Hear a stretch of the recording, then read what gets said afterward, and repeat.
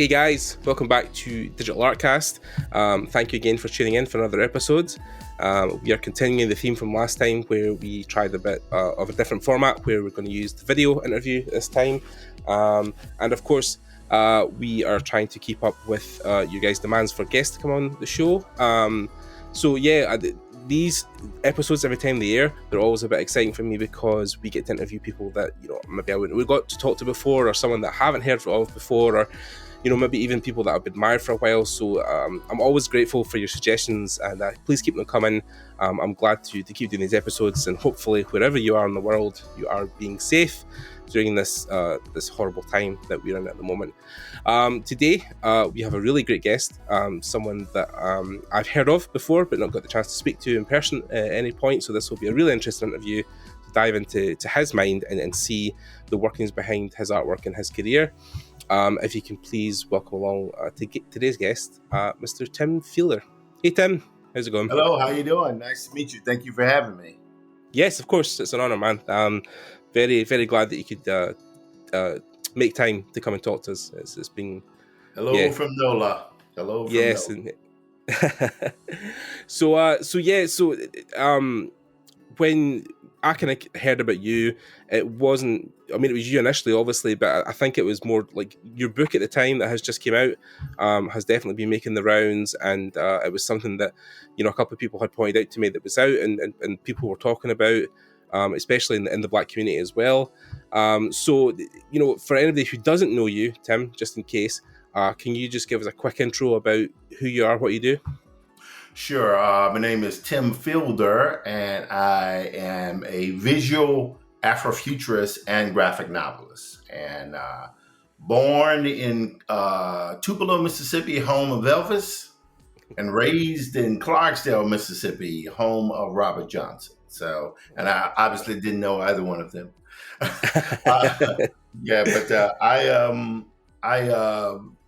I've been doing visual Afrofuturism since I was a kid.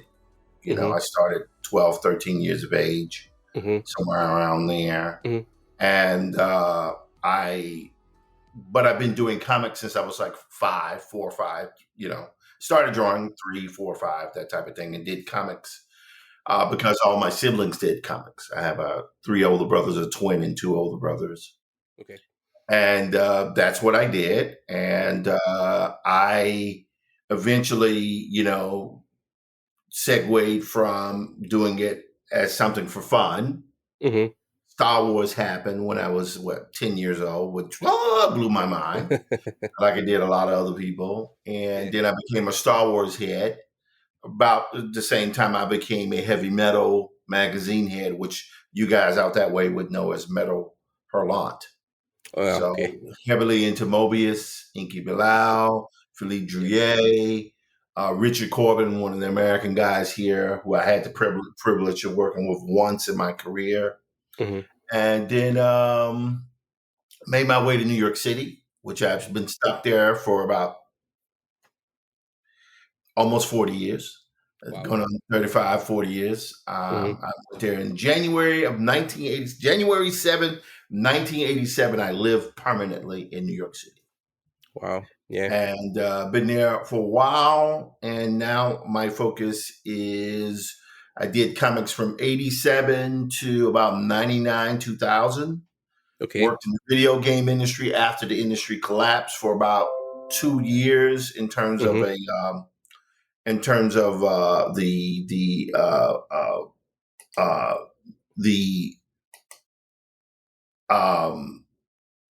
You've got it. In terms of all of I was trying to turn off my notifications. Like, you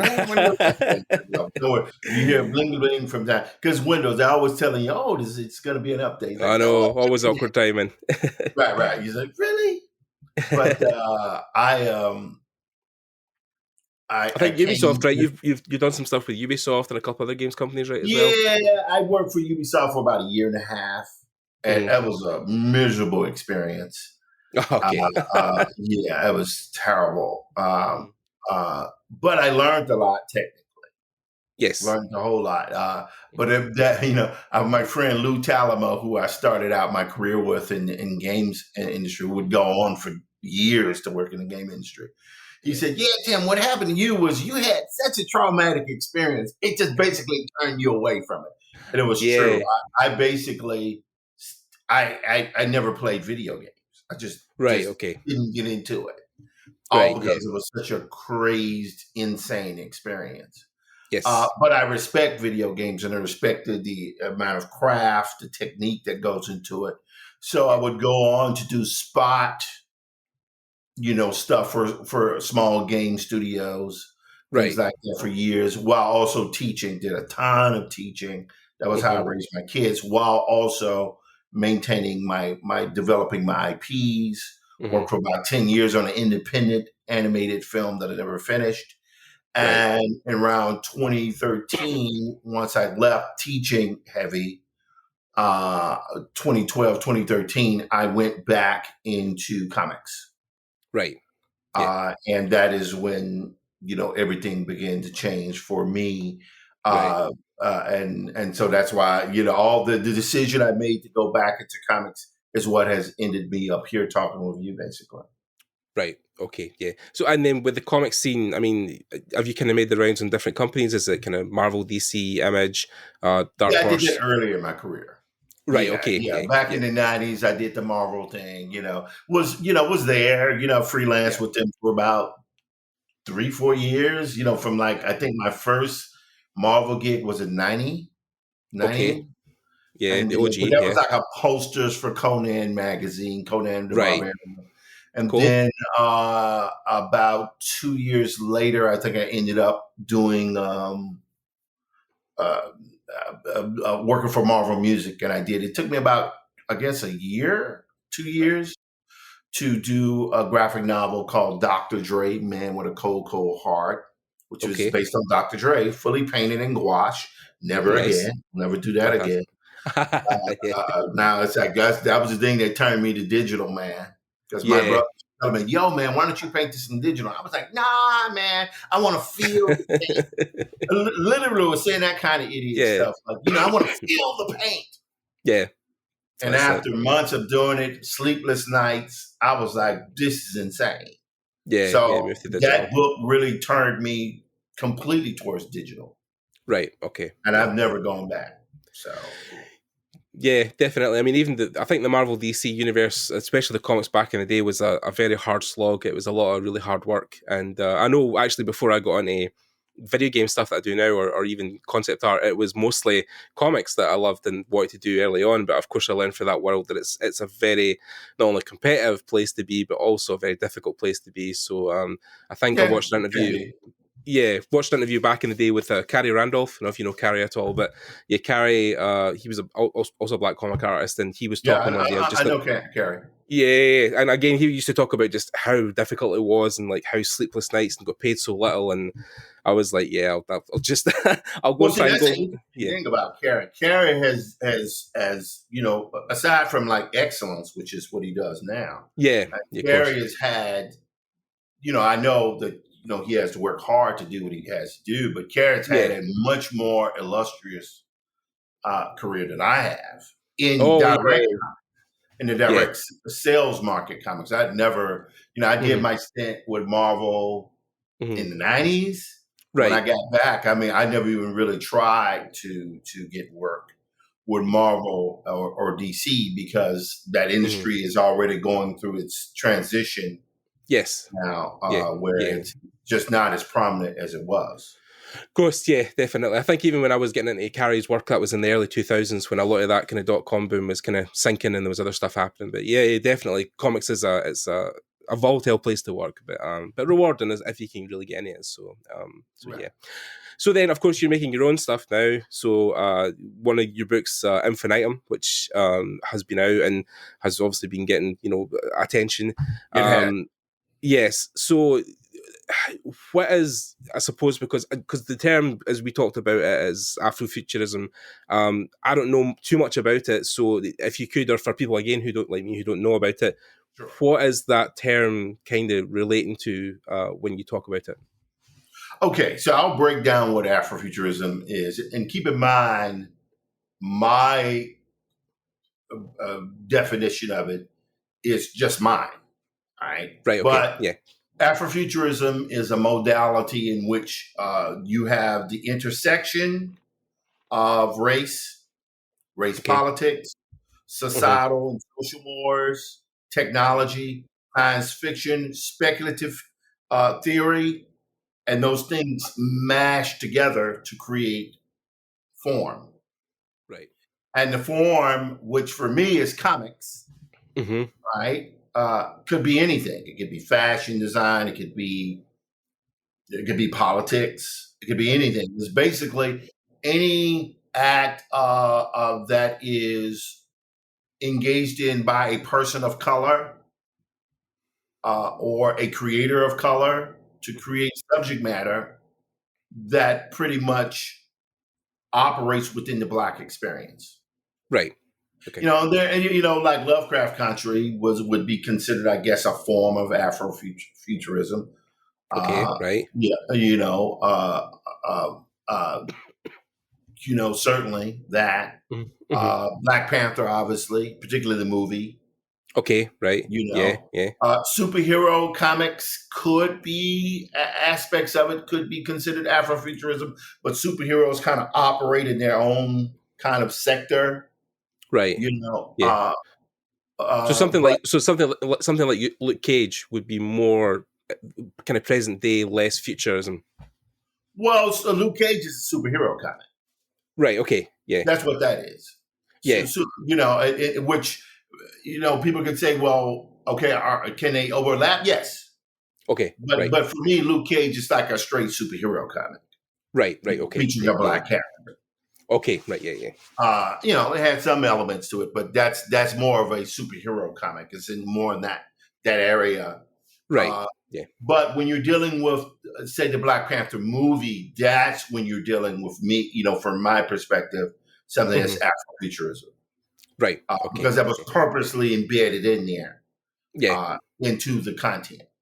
My book, Infinitum, an Afrofuturist tale, is straight Afrofuturism. But because the story takes place over such a huge span of time, it tends to deal with multiple aspects of Afrofuturism based upon the period the story is set in at a given point. And that was done on purpose. Right. The story involves a guy by the name of Aja Oba, who was an African warlord in the ancient Africa, who was cursed with the gift of immortality by a spurned lover because he does something really terrible. And he is cursed with immortality and forced to live through millennia and eons of time, seeing all those folks who he cares about, he loves, basically rise and wither to dust. The civilizations, the environments he engages it within, rise and fall to dust. And it's a story that's designed to immerse ourselves in race and then move beyond it. Okay. And so I tried to do something that was expansive. So that's from a narrative, the visual, from the written narrative, visual narrative. I wanted to do the same thing, but to produce something that was very much a homage to the projects that I love, like heavy metal. I love the visual stuff. The stories of heavy metal were always interesting, I would say. But visually, when you get into something like Linkau or Den, stuff always had its cultural impact in its rawness with the sexuality. But visually, it was always something like that as it had such an impact on world culture. Without heavy metal, you wouldn't have Alien, you wouldn't have Blade Runner. Yeah. I mean, like, definitely those things kind of started the trend, and it was hilarious a couple of years ago to watch South Park doing a homage to heavy metal back in the day, and obviously playing on one aspect of it, which you said was more of the sexuality, but definitely that that series has its place in time and history and comics and visual storytelling. But yeah, I think there's so much that leads into other things. So for you, how did that start early in your career? I mean, you obviously are now you wrote the book, you've published it, you've drawn it. Where was the spark for Infinitum? Where do you think that came from initially? Well, that from different areas, but the core of it is twofold. One, I was tired of seeing Black characters with any kind of agency be killed in Okay, right, films. yeah. The Mm. brothers got to die in Night of the Living Dead. Brothers got to die. Brothers got to die in Leviathan. Brother Yeah. has to be a secondary character or a tertiary character, or he has to be Right. main to give justification to the white savior to go save the day, right? And notice I haven't mentioned Black women at all because they Of would course. oftentimes not be present or be completely erased. Yeah. And so that was one of my motivating factors to do Infinitum, was to do a character who would not die. He would Okay. be. I get it now. Yeah. So that's what the whole immortality trope is. I mean, there's nothing new about that. I mean, it's done in Highlander. It's done in all kinds of things out there. Octavia Butler had this really amazing immortal in my favorite book by her called Wild Seed. Mm-hmm. And then you have the fact that I wanted to do a fully rendered graphic novel featuring a Black character in Black spaces that was just as rendered as any other stuff out there, but from a graphic novel perspective. But I also wanted to do something that was just as rendered as any cinematic feature. Right. Okay. I wanted to do something featuring epic stories, epic settings, everything as big as anything Akira Kurosawa did with his films. Oh, wow. Okay. Yeah. So that was the intention. So that's why, there are these, of course, I was cursing myself while I was doing it, like, yo, what were you thinking? You wanted to do all these huge battle sequences, it was, I want to do that. But then you have to sit there and paint that stuff out. That's why I'm home. The stress that would involve. Yeah, I think it's even Kurosawa you were talking about. Like, I mean, I think there's so many people generationally that have pulled from his work because, there would be no Star Wars without the Hidden Fortress. Yeah, I mean, Star Wars. I mean, again, people talk about how much that invented, but yeah, Lucas obviously had to pull from somewhere, right? He had to have some inspiration. Yeah, we all do that. I pull from Star Wars. I'm a Star Wars. Yeah. Well, I mean, I'm the same. I mean, I'm heavy metal and Star Wars all day. Like, I mean, I've got my arms are covered in Star Wars tattoos. Like, I mean, so it's. But like, I think it's these key moments in history that our generations of artists, or your generations, and so on and so forth, have all pulled from the same kind of pool. And even growing up, Blade Runner was a big influence to me as well. So cyberpunk is now a thing. 20, 30 years later, but yeah, those roots are deep for a lot of people. But then it's like, yeah, I think now we're almost living in a. I mean, difficult for me to say because I'm not part of that community, but I definitely feel like we're living in a kind of a Black media revolution where there is definitely a time where, of course, Black Panther came out. That was huge for the Black community. That was a huge thing for everybody, indeed, Marvel especially, but definitely for the Black community, that was a huge step forward in terms of just cinema and storytelling and including in that culture so much. And now, of course, we have things like your book, of course, now, and other stories that are now also coming out. I mean, unfortunate, of course, about Chadwick, unfortunately passed away recently, but his legacy is now going to live on. They're working on TV series, they're working in games.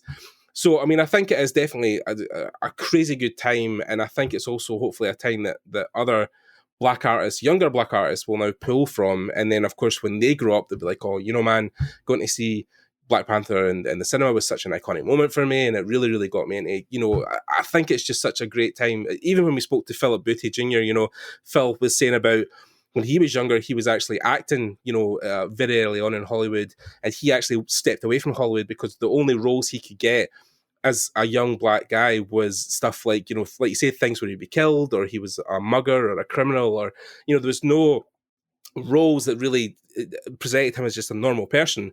And I think that's why he said working on Black Panther was so important to him, and why it was such a big moment, because it was a term of cinema, that was putting Black culture in a very positive light. So I think that's what we need, is more stories like that, like yours, that are telling these stories that are very positive for the Black community. Well, Yeah. Well, I will add, I don't, and this is where I kind of disconnect the Black Panther and Infinitum mode. Infinitum is not always positive. Okay, right. What I wanted to do was a story that was every bit as complex and rancid and epic and technologically advanced and beautiful to look at as George R. Martin. I wanted Okay. to do something where the characters were not perfect. Okay, right. But the thing I wanted to show was that the characters had agency. Right. They had the ability to decide for themselves how they chose to live or didn't choose to live. That was not made by the typical tropes that you see in basic storytelling, Right. I think, and I wanted to do that because it's certainly been done in the prose environment. And keep in mind, we're using the term Afrofuturism. That was done by my colleague, Mark Derry, our journalist and cultural critic, back in '94. So Mark did that. But the practice of showing Black characters within speculative fiction has been around since, forever. Right, But yeah. if we're going to deal with it just purely within the modern or quasi-modern experience, then you can go back as far as Martin Delany, who did Blake's in the Huts of Africa. W.E.B. Du Bois did The Comet. And then you had, numerous, well, not numerous, but several books that were done, Delany, Sam Delany, Octavia Butler. And of course, now you have numerous Black authors, prose writers. Yes. P. Jelly Clark, is a prominent one. Today Thompson, N.K. Jemisin, are those folks. And you have variants of that. But within the graphic novel space, it's kind of just now starting to hit, where you have independent Afrofuturist comics done by people like Greg Anderson, Ely Say, and Jason Reeves. You have a number of writers and artists who are doing stuff like that. But in the mainstream, that's where we're starting to just now hit, or at the beginning of it. Infinitum would be the first Afrofuturist graphic novel from a major Big Five publisher, which is HarperCollins. But you've had 2-3 years prior to that with the adaptation of Kindred by Octavia Butler, by Damian Duffy and John Jennings. They did Kindred. They did Parable of the Sower. I think they're working on the third book now. Parable of the Talents. I think that's the one they're working on. And then what else? The other John Jennings, David Brain they adapted After the Rain. So it's a lot of those kind of Black speculative books that are coming out. That have come out. After the Rain came out, a week or two before my book did. All from Abrams, Megascope. At least Abrams, that's Sphere. Yeah. So that's the thing that's starting to happen now. And my next book will be doing Maddie's Rocket, which is the book I was known for before that. Right. It's a graphic novel. You can't even buy this thing anymore. But that's because I self-published it in my own apartment, my studio. So, but that's the one I'm revisiting now. And that'll be a trilogy along with my memoirs called Black Metropolis, because there's so much insane stuff I've gone through over the last 35 years. Because unlike a person who kind of like, you were talking about the actor who stepped away from Hollywood, I never really stepped away from Afrofuturism. I did it out all of my work, and I paid the dear, dear price for having done that. It kind of excludes you out of certain type of considerations, and beyond the typical personal issues that most insane artists have, like myself. Right. Those things, they make not just a career, but they make a life. But Right. the challenge, you see it a lot with the ascension of Black artists over a certain age in the fine art space who've been ignored most of their careers. You're really starting to see that. Them really just come to that ascension. And they, once you start, I started 55 years ago, and now there's this demand for their work because we're in a period where things are moving away from this kind of very staid, kind of overdone viewpoint, and it's becoming more, the word they use is diverse. Of course. But there's that, but then there's the economic component in it. People, you only have so many versions of Superman. Yeah. Yep. Now what I think the next one Ta-Nehisi Coates is doing is maybe it's a Black Superman. There's a part of me that would prefer to see him just do regular Superman. Can we get his point of view on that? But those will be the things that will be.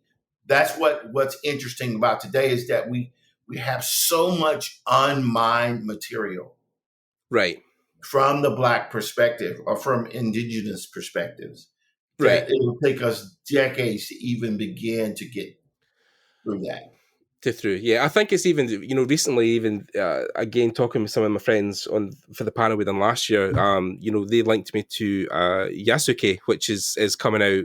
Netflix have made that series, the anime series, is coming out soon, and that also tells the tale of the Black Samurai, where people again thought that was something that was invented just for now, just to bring attention to it. But then people are like, no, that's a story, that's a true story, that's something that was based on years and years ago. It's been around for a long time.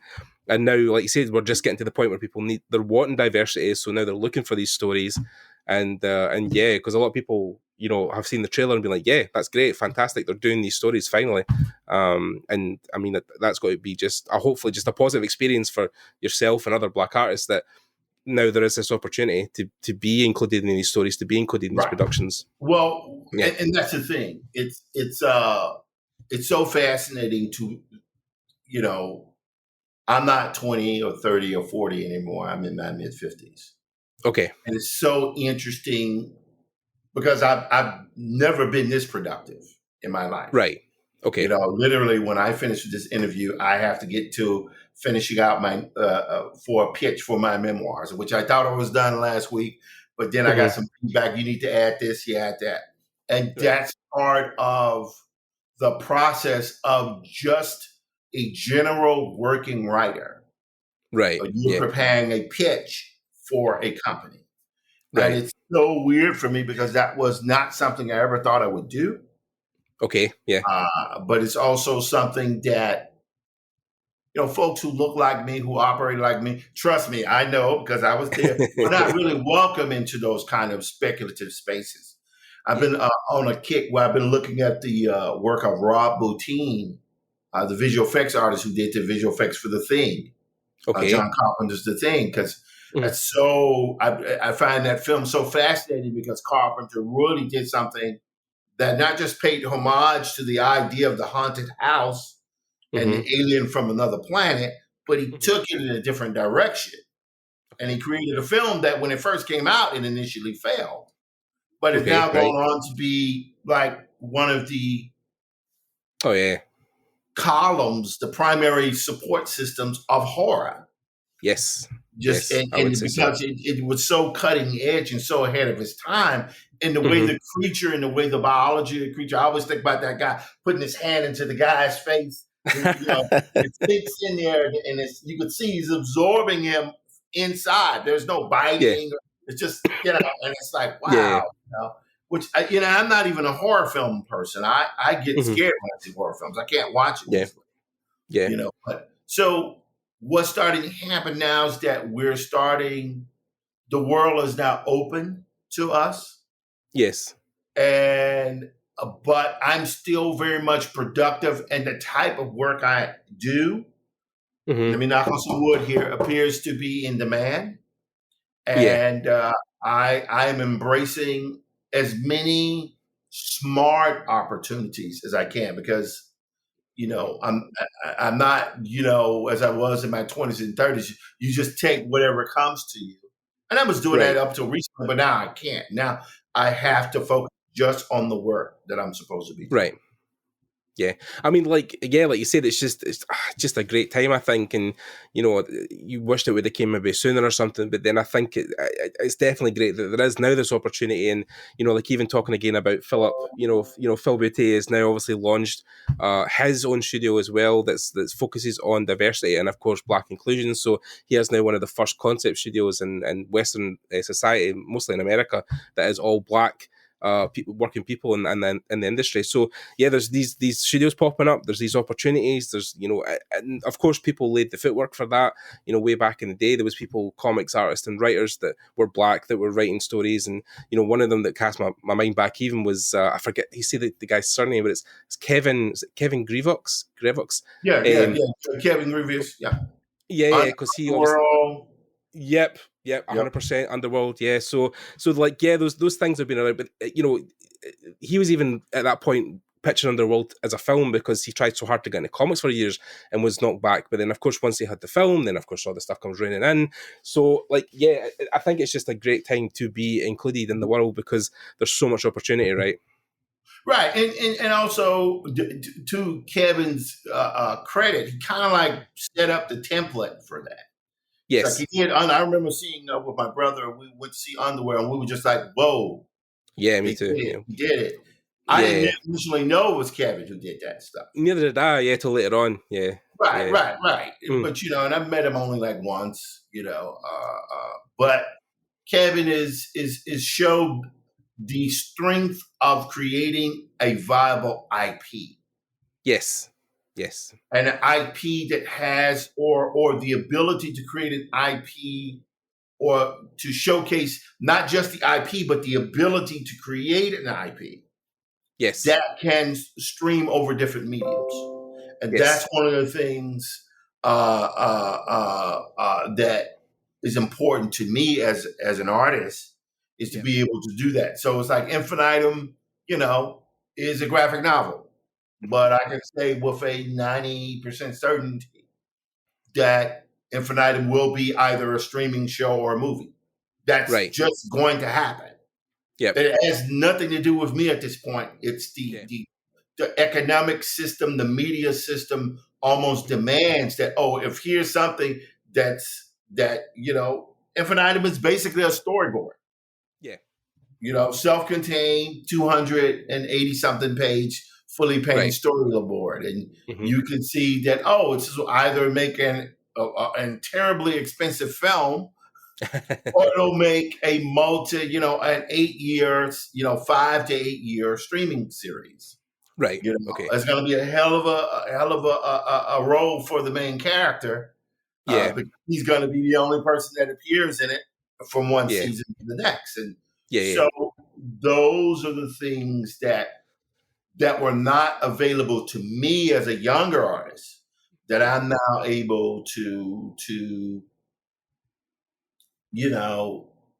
engage in. I was telling my wife today, I said, I would have preferred the opportunities, the financial stuff, which hasn't happened yet, but I would have preferred, man, I wish this could have happened when I was younger, but I wouldn't know what to do with it. Yeah, that's what you're saying. Maybe it's just the experience that you would have needed and the time, and So when the payday comes, I can say that I'm not gonna go out and buy a pink Lamborghini. Yeah. Man, I've always wanted a pink Lamborghini with yellow stripes on it. That's not gonna happen. Because when you're older, I just want to be comfortable. I want to be able to do my work. I want to be able to help not just younger people, but I want to be able to help artists who are in my generation who didn't get that break. Of course. Yeah. I want to do that. I want to not just do graphic novels. I want to do films. I'm working with both of my siblings on that. Yeah. Who are filmmakers, and that's what I want to do. My agent is Herbal. Herbal Media, which is owned by my brother Boston Fielder, and he's been fantastic in kind of not just hand holding, but getting me through the process of taking my IP to this next level. This is aside from him being his own, screenwriter and filmmaker. Yeah. And so that's where things are going now. And it's so weird because you're like, well, isn't your focus the graphic novels? My focus is the IP. Yeah. And meaning that in whatever form I'm in, whether it be film or streaming or, or comics or graphic novels or audiobooks, which is the next thing we got to tackle. I want to be able to do stuff that's of quality. Yeah. And that's something that you should be prepared to put the effort in, whatever medium you're working in. Yeah, you want to put your best foot forward, and especially like you say, if it gets shipped into like a Netflix series or whatever, or Amazon or whoever ends up doing it. But yeah, like you want to make sure that it is presented in a way that you feel is consistent with what you had envisioned, and obviously what you want to see on the screen. So I mean, with Infinitum, I mean, this story, like you say, can run for years and years. Do you feel like that's something you would be adding to the lore as you go as well, or be changing, or do you think the book in itself would be fine to be put out into the world and then live online as a series for many years without you really getting too involved with it again? Interesting question. If I had to, a lot of things that change just because you age and the times change. For me, up till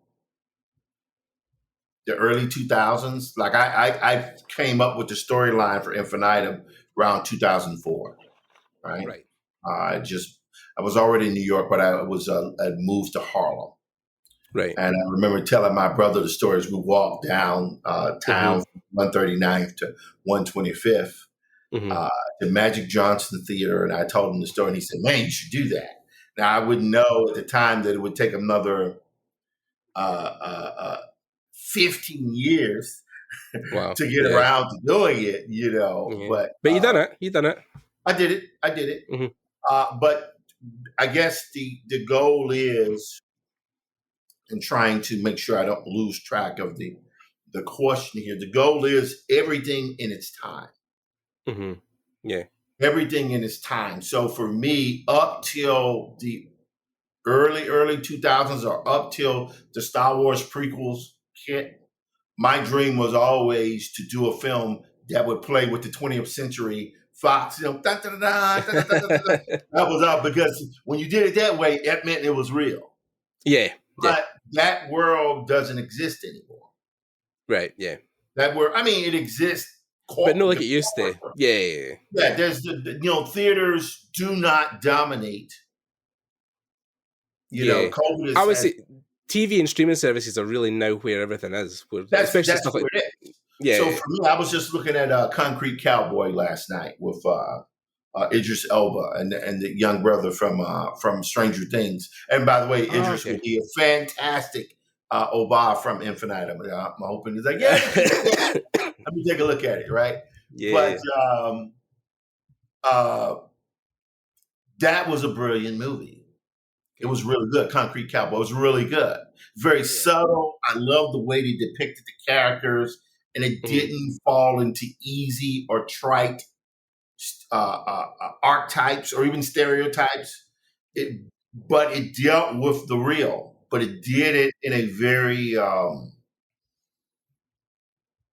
elegant way. Okay. And it showed a part of life that you generally don't see. Which is Black modern cowboys and the type of lives and their loves, their families, and the hardships, but the successes and the simple joys. And I love that film. And that's what I want to do. Right. But I want to do it within this science fiction scenario. And so that means, because the world has changed, I now see a place for my work within that place. Yeah, I think it's also no. I was going to say, I think it's interesting to see the gap between you finishing the story and it getting published. Because, for instance, talking to Idris Elba as a cowboy, you know, the last thing I saw him in that as a cowboy was Stephen King's Dark Tower, and then of course, you know, that was an interesting way to push that film as well, because it was so long between the source material being published and then the film actually getting made. So you always take yourself, well, was that the way King envisioned it? Was that the way he thought it was going to look like when he had it in his mind? So yeah, I think that's going to be interesting if, you know, your project gets picked up by a streaming service, like how that's going to be interpreted. That's not yeah. if, it's a matter of when. Well, there you go. So I mean, like, yes, I just say when. It's because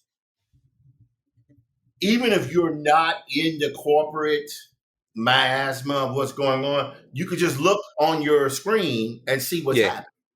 Yeah. So all it takes is not a huge jump to see that, oh, there are clearly discussions going on.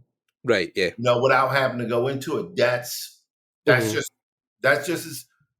I'm as certain that will happen as you and I are sitting here talking to each other, because it has nothing to do with us. It's its own economic engine. Right, yeah, another thing. That's So you would obviously want to be heavily involved in it, right? I mean, would you want to have like I'm not a proponent of optioning a project and just saying, okay, you guys got it, I'll just sit here and wait. I'm not trying to do that. I'm more in the lines of the S.A. Corey guys who do the Expanse.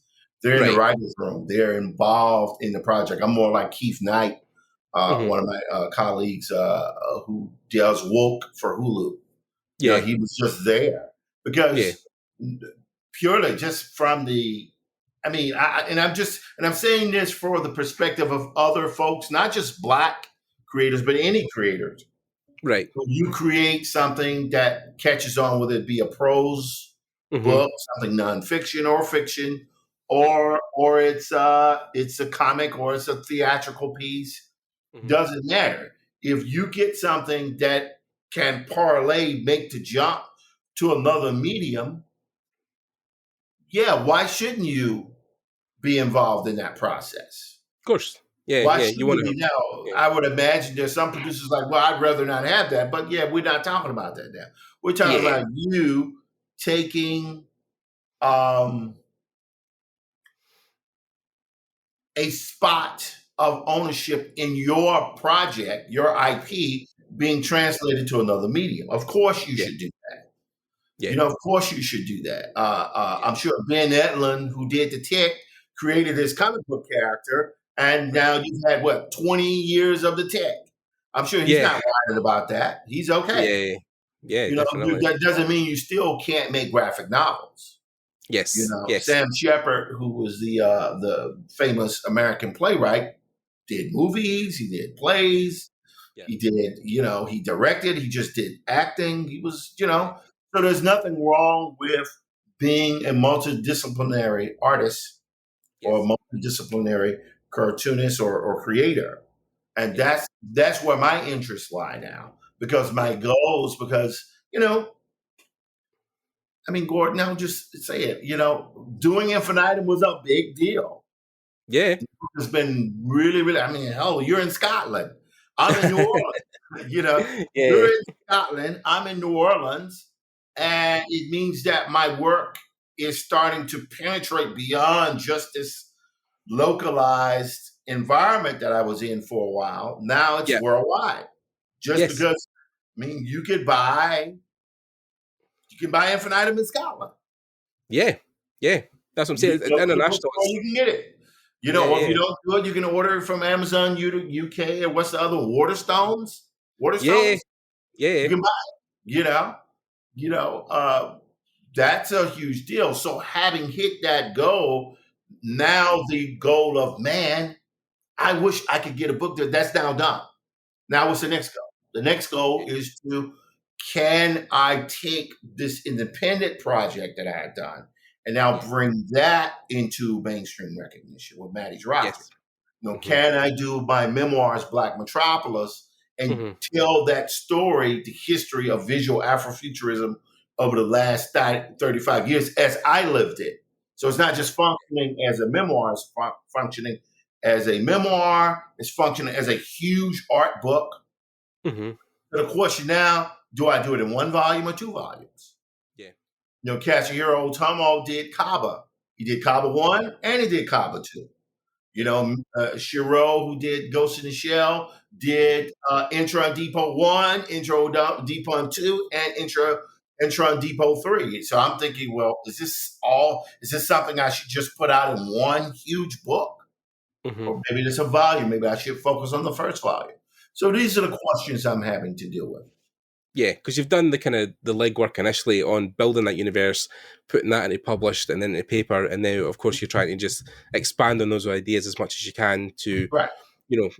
Bring out a variation of, because like you said, even if like Infinitum is something that people would take to, but then maybe aren't particular on, then you've obviously got Diesel Funk as well. You've got other projects that can be used that are the similar vein. So as diverse as you can be. Project, man, it's ridiculous. Yeah. I mean, we're all the same, right? We've all got these hundreds of projects. But I remember we were at an event a couple of years ago, and it was an artist from Pixar, John something, but I forget the guy's name. But he said a quote that talk that was really interesting, where he was like, "Make your ideas, because when you die, if you don't make those ideas, those ideas die with you." And we were kind of like, God, that's really powerful when you think about it. You know what I mean? Because like there is so many people who have these stories, but never get to tell them, never get to publish them, never get to, put them out into the world and have a legacy to leave behind.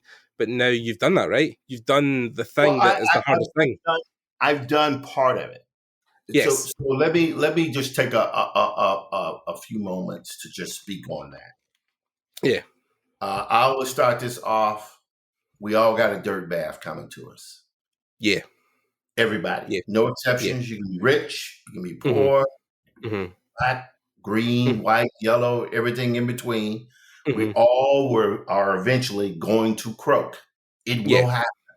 Yeah. Some people it happens later. Some people it happens earlier. Some people it happens about midway through. But it's coming for everybody. Yeah. Yeah. And I agree with what that Pixar artist said, is that when you die, your stories go with you. Yeah. The only time you can make a difference, it's all based upon what you leave behind, because you can't take anything with you. Yes. You can't take it with you, physical. Yeah. Yeah. The only evidence you have that you were here are the memories and the recordings and the printings and the physical objects. We know the Egyptians were here because we have a library of content, a physical, huge objects, sitting in the middle of a desert. It's like, that's what these guys call the Egyptians there, right? So we, particularly as creators, have an obligation to fulfill that mandate. That was something I didn't take. I knew it was important, but now it's super important. Right. So that's why, and I go back to Black Metropolis again. I literally have 35 years of work that, outside of the few people who showed up to the gallery shows that I put up twice. First one was roughly a week and a half at NYU Gallatin Gallery. The second one was up for about 2 months at the Hammond's House in Atlanta, Georgia. But outside of folks who visited that show, that work has never been seen. Right. Yeah. And it's occurred to me over the last 4 years, but heavily over the last really 6 months to a year, because we're in what I call, my friend Ronaldo Anderson calls it Afrofuturism 2.0. Right. But I'll just call it the age of visual Afrofuturism. It's the ascension where not just written Afrofuturism, but visual Afrofuturism is coming into being. It's important to me, and I think important to the community of Afrofuturists out there, that this work, my work, be shown, because I've done it over such a long period of time and I never stopped. Right. So that work needs to be shown because it's an important document to the history, not just of Afrofuturism, but to the history of Black people within the prism of speculative content. Right. Yeah. It's an extension of what Pedro Bell and Overton Lloyd did for Parliament Funkadelic with their album covers. So she say I can't believe I forget this name. The Asian brother who did all of the artwork for Earth, Wind and Fire, the album covers. Right. That's what I feel like my work is, and I'm not the only person who's done work, but I know where I stand now. I know where my spot is. But if you don't put the work out, right, then no one will ever know your spot. Yeah. It's like, what is it? History is written by the victors. Yeah. True. I didn't think that was true, but it's very true. Yes. Meaning if I don't put out a document that showcases the work that I've done over the 35 years into the world, it doesn't exist. Yeah. And that applies for anyone. If you're young and you feel like, oh, my work's not good enough, and like, nobody cares. Yeah. You have to do the work anyway. Yeah. And sometimes I was just talking with a cartoonist, a colleague who's, in his own way has made significant moves in the industry and kind of operated a little bit somewhat obscure like me, but he's just done this TED Talk. Okay. R. Allen Brooks is his name, and he's got 1 million views. Yeah. And we were just talking, and I wasn't successful in the comic book industry. I wasn't. But I'm actually somewhat successful in the trade industry, the book trade. Right. Yeah. Stephen King, Raina Telgemeier. I mean, I'm not Raina Telgemeier. I'm not Jerry Kraft. I'm not, but I'm in. Yeah, you're a published author. Which is incredibly hard to do. Yes. By a mainstream Big Five publisher. So I recognize I made history just by doing that. Yeah. But now, in order for me to get my legacy out, because it's about legacy, I have to do it again. Then I have to do it again. Yeah. Then I have to do it again. Right. That's the important. You have an obligation to release your work. It is not enough to do the work, and it stays locked away for no one to see it. Yeah. In my opinion. Yeah. Some people may be okay with that. I'm not. Yeah, of course. Because I know what it's like to work for multiple decades. No one takes you seriously. No one looks at your work because no one's seen your work. Yeah. And you give them that power to determine whether or not your work should be seen or not. I did a long time doing that. Also, another thing I would say for digital artists. Yeah. I won't go into the name, but there was this one guy who was a department head that I used to teach. And I never learned Maya. I've never said this public. I never learned Maya. I think I may have said it on Painted in Color. I never learned Maya. And I was released from that position. And for about 10 years, I measured my worth as a creator. Even though I'm the IP guy, I can design characters, I've taught for years, training other people on how to do that. But I measured my own artistic worth on whether or not I knew a piece of freaking software. Yeah. The irony being that 10 years to 15 years later, the company that owned 3ds Max, which is the software I use, bought Maya. Yeah. So when I'm looking online 3 days ago on YouTube, ILM released a promotional video on the Stagecraft 2 that they use for The Mandalorian. Right now, my thing is trying to learn Unreal because that's going to enhance what I do within the comic space because I can model anything. Well, I'm like, okay, I don't want to have to draw this stuff because I did the amount of work I did on Infinitum, which was all digital. I mean, I did a lot of 3D stuff to it. I can't do another book like that, not physically. Yeah. It would kill me. Yeah. So I have to now begin to step up the amount of 3D content I use within my graphic novels, which is fine because I model it.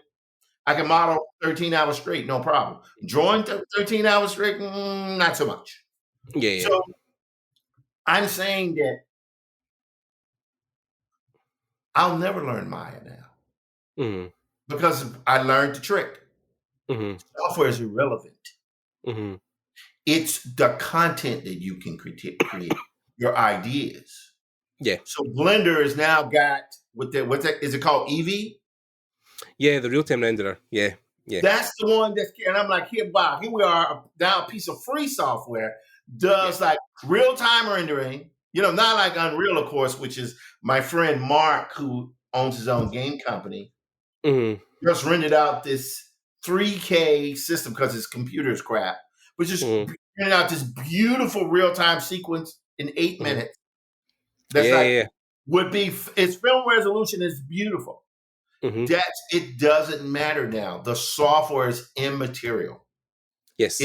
Can you get access to the means to create your content? If you want to be animator 451 in section A for whatever studio that may or may not go out of business and everybody laid off, then fine, do that. Yeah. But if you're a creator, create. And don't worry about the standards. Yeah, there's certain software you should know. You should know at least one 3D software program. Yes, you should know Photoshop. Yeah.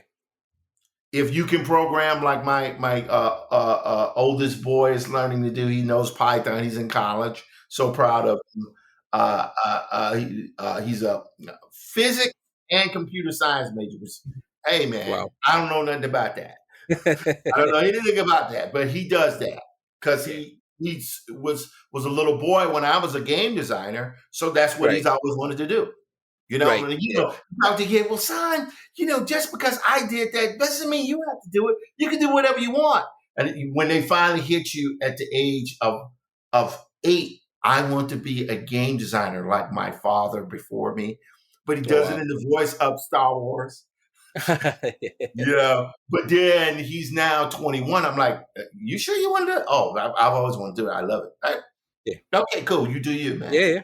Yeah. So that's all I'm telling folks who are looking in or listening in on this is that you got a dirt bath coming. No one cares outside of maybe your parents or your close loved ones, and some of them can't even really comprehend what you're doing. Right? They love you. They want you to be happy, but they don't care. You're trying to make a video game, so what? Are you happy? Are you alive? Are you maimed? That's really what they care about, right? So your goal is to do your work and then show your work. Yeah. And know your lane. Like my lane, I'm probably not going to be very effective doing other people's work at this point in my life. Right, yeah, of course. Because you've done that. I knew it 5 years ago, but now I really know it. So every time I move away from doing my work, things go bad. When I move towards doing my work, things go good. Right, yeah. Yeah. Well, sorry, I mean, I rambled a bit towards the end. No.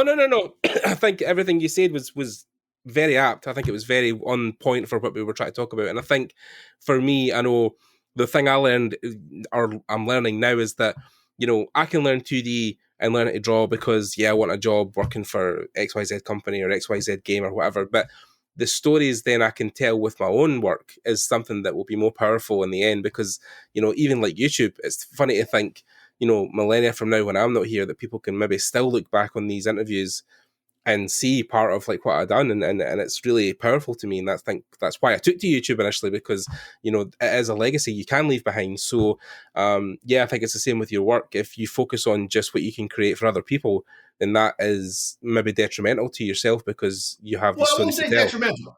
I wouldn't say detrimental. Not bad, but like you want to be able to take that. People want to do.